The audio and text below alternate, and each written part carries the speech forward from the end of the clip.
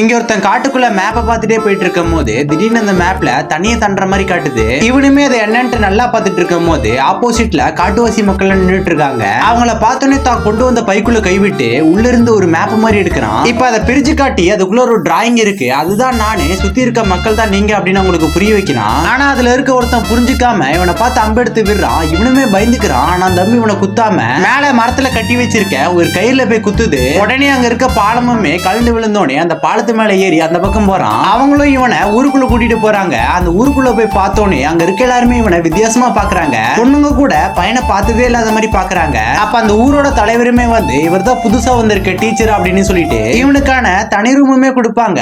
இவனுமே தூங்கி எழுந்துட்டு அடுத்த நாள் காலையில பல்லு விளக்கிட்டு இருப்பான். அது அங்க இருக்க எல்லாருமே புதுசா பாக்குற மாதிரி பாப்பாங்க. இவனுக்கு ஒண்ணுமே புரியாது. ஏன் இவன் குளிக்கிறது கூட அங்க இருக்க பொண்ணுங்க எல்லாம் பாப்பாங்க. இப்படியே இவன் பேண்ட் ஷர்ட் எல்லாம் போட்டு கிளம்பிட்டு அங்க இருக்க எல்லாத்துக்குமே சொல்லி கொடுக்க போவான். அப்ப அந்த ரூமுக்குள்ள இருக்க எல்லாத்தையுமே பார்த்துட்டு குழந்தைங்களோட பேரண்ட்ஸுமே வந்துட்டாங்க அப்படின்னு நினைப்பான். அப்பதான் இவனுக்குமே புரியுது அங்க இருக்க குழந்தைங்களுமே அந்த குழந்தையோட பேரண்ட்ஸுமே வயசான எல்லாருமே அங்க கத்துக்கதான் வந்திருக்காங்க அப்படின்னு. இவனுமே அவங்களுக்கு பேசிக்ல இருந்து சொல்லி கொடுக்கலாம்னு நினைச்சிட்டு ஏபிசிடில இருந்து ஆரம்பிப்பான். நாங்க இருக்க ஒருத்தர் இவனை பார்த்துட்டு what are you trying to explain அப்படின்னு கேட்பாரு. அதை கேட்டோன்னே இவனுக்குமே ஒண்ணுமே புரியாது. சோ இவங்களுக்கு கொஞ்சம் பேசிக் தெரியும் அப்படின்னு நினைச்சுக்கிட்டு அடுத்த கட்டத்துக்கு போவான். அதுல போர்ட்ல இருக்க ஆப்பிள் பால் அப்படின்னு எக்ஸ்பிளைன் பண்ணிட்டே இருந்துட்டு இருக்கும் போது DONKEY டாங்கி அப்படின்னு சொல்லிடுவான். அதை கேட்டோன்னே அவங்க எல்லாத்துக்குமே கோவம் வந்து உடனே இவனை மரத்துல கட்டி வச்சிருவாங்க. ஆனா இவனுக்கு ஒண்ணுமே புரியல.